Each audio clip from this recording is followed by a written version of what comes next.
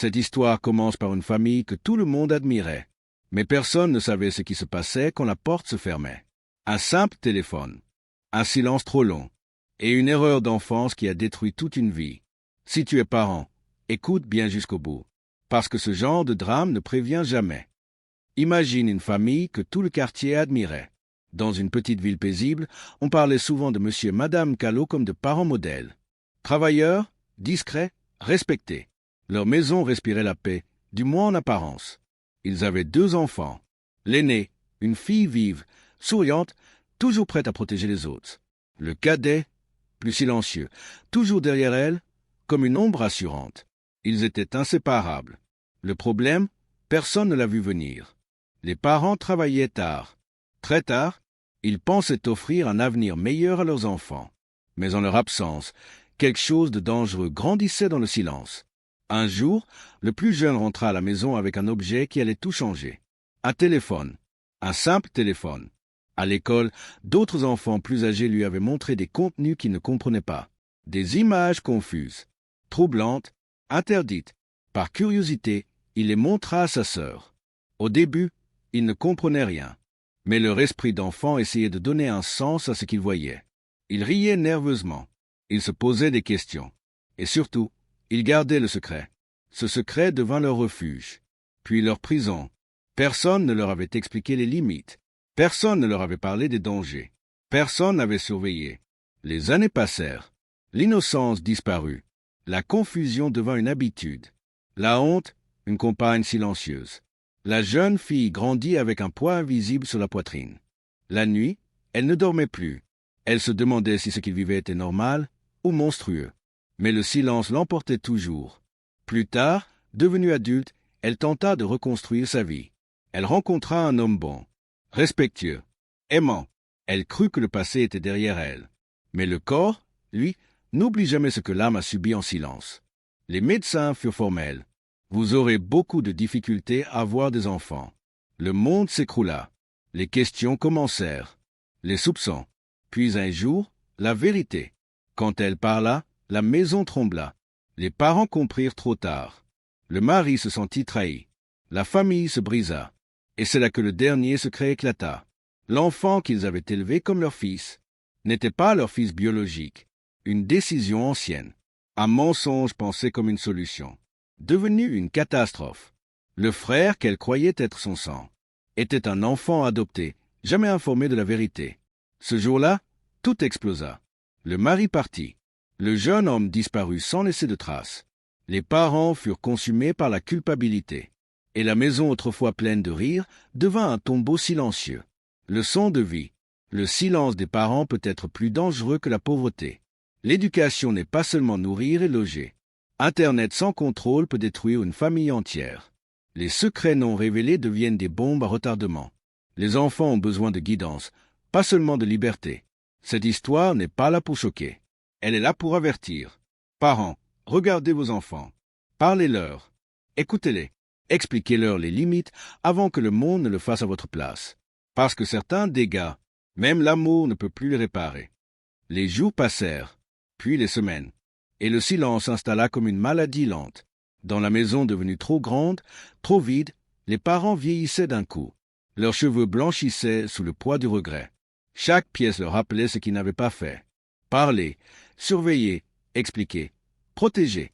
La mère se réveillait souvent en pleine nuit, tremblante, répétant toujours la même phrase. « Si seulement j'avais su ». Mais elle savait. Au fond d'elle, elle avait toujours su. Le père, autrefois fier et respecté, ne parlait presque plus. Il passait des heures assis seul, le regard perdu, revivant chaque décision prise par peur du regard des autres. La peur de perdre sa famille l'avait poussé à mentir. Et ce mensonge avait détruit tout ce qu'il voulait sauver. La jeune femme, elle, vivait désormais seule, sans mari, sans enfant, avec des souvenirs trop lourds pour son âge. Chaque fois qu'elle croisait une mère tenant la main de son enfant, son cœur se serrait. Chaque fois qu'elle entendait un bébé pleurer, ses yeux se remplissaient de larmes. Pas parce qu'elle était jalouse, mais parce qu'elle savait que ce rêve lui avait été volé bien avant qu'elle comprenne ce qu'était la vie. Elle se demandait souvent, et si quelqu'un nous avait parlé plus tôt, et si quelqu'un avait posé des règles, et si quelqu'un avait simplement été là? Quant au jeune homme, personne ne savait où il était. Certains disaient qu'il avait quitté la ville, d'autres qu'il avait changé de nom. Mais une chose était sûre. Il fuyait une vérité trop lourde pour être portée. Car découvrir que toute sa vie reposait sur un mensonge peut briser même l'esprit le plus fort. Avec le temps, l'histoire se répandit dans le quartier. Pas avec des cris, mais avec des chuchotements. Les voisins baissaient la voix en passant devant la maison. C'est là que tout s'est mal terminé. Disait-on, cette famille autrefois admirée était devenue un avertissement silencieux. Et si cette histoire existe, ce n'est pas pour juger, c'est pour réveiller, parce que le danger ne vient pas toujours de l'extérieur. Parfois, il entre par un écran. Parfois, il grandit dans le silence. Parfois, il se nourrit de l'absence. Parents, vos enfants n'ont pas seulement besoin de nourriture et de vêtements. Ils ont besoin de présence, de dialogue, de limites claires. Parlez-leur avant que quelqu'un d'autre ne le fasse à votre place. Surveillez avant qu'il ne soit trop tard. Éduquez avec amour, mais aussi avec fermeté. Car certains secrets détruisent plus que des vies. Ils détruisent des générations. Et quand la vérité finit par sortir, elle ne demande jamais la permission. Avec le temps, chacun tenta de survivre comme il pouvait. La mère se réfugia dans la prière, non pas parfois tranquille, mais par peur. Peur de se souvenir. Peur d'entendre encore les rires d'enfants qui n'étaient plus là.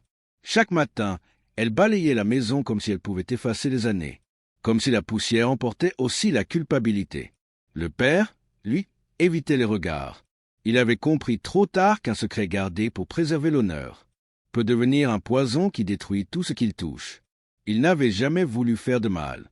Mais le mal s'était fait quand même. La jeune femme apprit à sourire de nouveau. Mais ce sourire n'atteignait jamais ses yeux. Elle travaillait, elle parlait, elle avançait. Mais certaines nuits, seule dans son lit, elle sentait encore le poids du passé l'écraser. Pas par désir, pas par choix, mais par ignorance. Car quand on est enfant, on ne sait pas, on imite, on fait confiance, on suit. Et ce sont les adultes qui doivent protéger cette innocence. Un jour, assise devant une école, elle observa des enfants courir et rire. Elle se surprit à murmurer. « S'il vous plaît, parlez-leur. » Pas à eux précisément, à tous les parents du monde.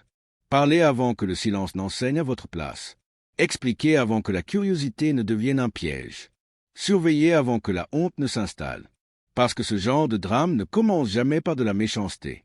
Il commence par une absence, une négligence. Ah, ils sont encore petits.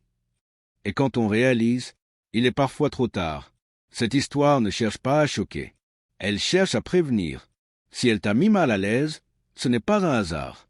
C'est parce qu'elle parle d'une réalité que beaucoup refusent de voir. Protège tes enfants. Protège leur esprit. Protège leur innocence. Parce qu'une enfance mal guidée peut détruire toute une vie. Il y a des histoires qui se terminent. Et il y en a d'autres qui continuent, même quand plus personne n'en parle. Dans cette maison désormais silencieuse, le temps passait, mais rien ne guérissait vraiment. Les murs tenaient debout, mais les cœurs étaient fissurés à jamais. La mère comprit une vérité trop tardive. Aimer ses enfants ne suffit pas. Il faut aussi les guider. Le père comprit que la peur du jugement des autres peut coûter bien plus cher que la vérité. Il avait voulu sauver une image. Il avait perdu une famille. La jeune femme, elle, apprit à vivre avec ce que la vie lui avait laissé. Pas avec colère, pas avec haine, mais avec une tristesse calme, profonde, silencieuse. Elle avait pardonné, mais elle n'avait pas oublié, car certaines erreurs ne disparaissent pas. Elles deviennent des cicatrices. Et une cicatrice, même fermée, raconte toujours une histoire. Cette histoire n'est pas unique. Elle existe sous différentes formes, dans différentes maisons, dans différents pays. Elle se cache derrière des portes fermées, des écrans allumés, des silences trop longs. C'est pour cela qu'elle doit être racontée. Pas pour condamner, mais pour avertir. Si tu es parent, sois présent. Si tu es éducateur, sois vigilant. Si tu es un enfant devenu adulte avec des blessures invisibles, sache ceci. Ce n'était pas ta faute. Et si tu écoutes cette histoire aujourd'hui, et qu'elle t'a fait réfléchir, alors elle n'aura pas été racontée en vain. Parce que parfois, une seule histoire peut sauver une vie. Une seule prise de conscience peut éviter un drame. Un seul parent attentif peut changer tout un destin. Le silence détruit. La parole protège. N'oublie jamais cela.